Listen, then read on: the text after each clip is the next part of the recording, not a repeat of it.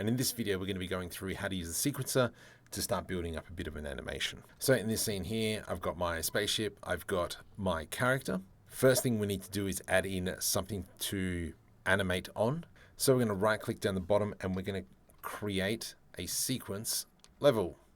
So if we type sequence, level sequence, there we go. Subscribe. Bring that into the scene. And then with that selected, we can go open level sequence. And this is where we can kind of add in all our keyframes and so on and so forth. So if we've got a character, I can select our character, add actor to sequence, add root node.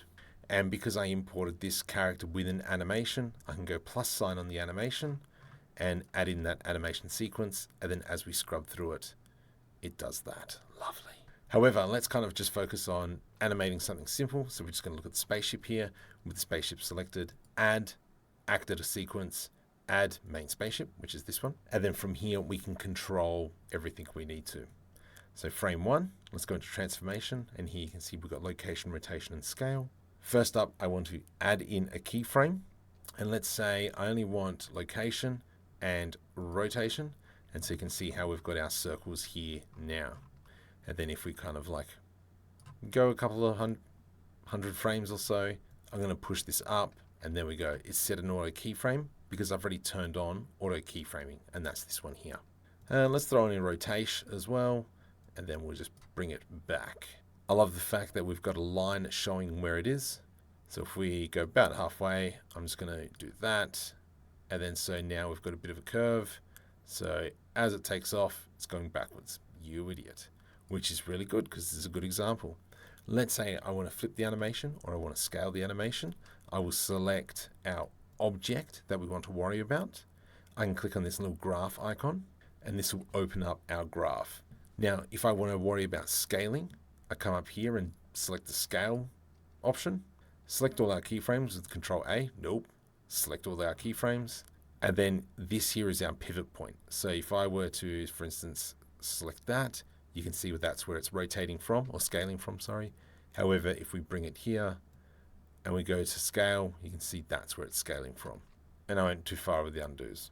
So we'll select everything and I'm just going to rescale this around. Let's make it even longer. So it's now a longer animation. We can close this window.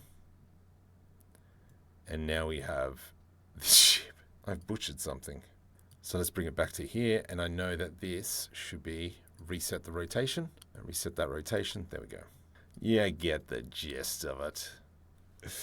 But let's say now we want to go ahead and add in a camera.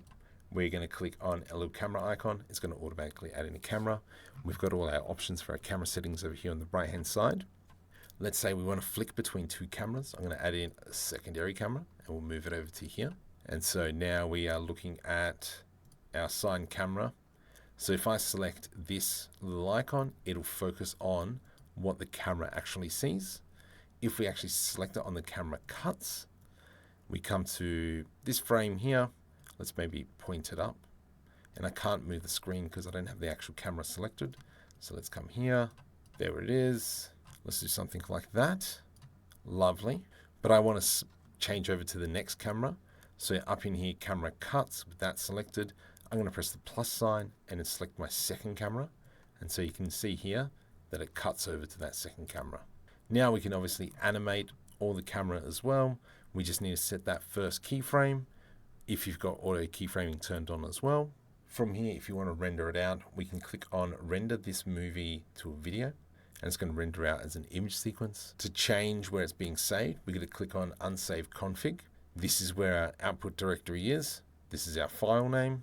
I'm going at 30 frames a second, so I'll just keep it as is. Okay, render, image sequence, wham bam, thank you ma'am, all done.